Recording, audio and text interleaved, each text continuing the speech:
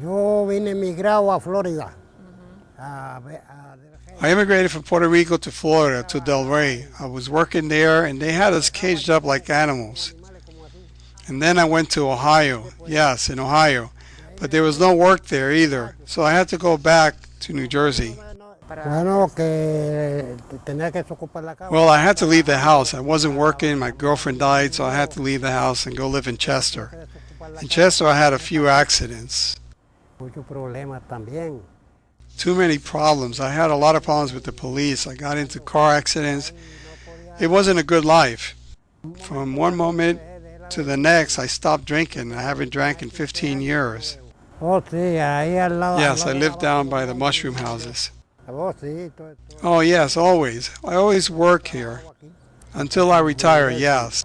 Bueno, porque Well, I didn't have any money to pay the rent, so I had to go. viví. I lived out in the woods. Bueno, me sentía. I felt fine because I lived alone and nobody bothered me. Bueno, Well, I had to do it because I couldn't continue living out there in the winter time. I was out there for 9 years, living out there during the winters. Pedro first came to our attention because of the point in time count that the Department of Community Development does every year. The area where Pedro lived was one of the points of outreach. So actually one of the staff members of DCD, Izzy Gonzalez, brought Pedro to my attention since he is in our service area. We went down there. Pedro had met a previous employee of the Department of Community Development named Adrian. At that time, he was living in kind of a homeless settlement. There are several guys that lived back there in these sort of little shantytown shacks that they had built. Our first goal was to kind of get some of Pedro's trust, and so what we asked them to do, we asked his friend if he could bring him into the food cupboard the next day so that we could talk to him, see what his needs were. That first meeting, Pedro did express that he wanted a house, that he wanted somewhere to live, and that he had some needs. For example, he had lost his birth certificate. He needed a new birth certificate, social security card. He had no ID. One of the first things we did was my coworker and I, at the time, got him a copy of his birth certificate, which was not easy. He doesn't have a photo ID, and here in Pennsylvania, probably most states, you have to have a photo ID to get a birth certificate and a birth certificate to get a photo ID. Izzy Gonzalez from the Department of Community Development had the idea to look into the program called Shelter Plus Care for him.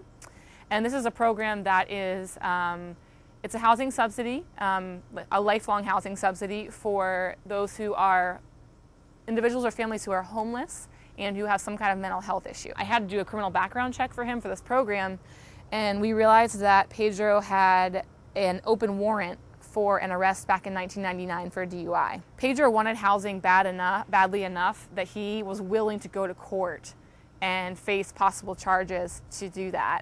He could have said, the police weren't looking for him. He could have said, I'll just stay out here, you know, forget this. I don't want to have the danger of going to jail. I'm fine where I am. After we took care of this issue, it was closed. We represented him through the local housing options team, which oversees Shelter Plus Care. He was approved. Pedro's 77. I'm hoping that he'll have a good time left to enjoy being stably housed. He's set.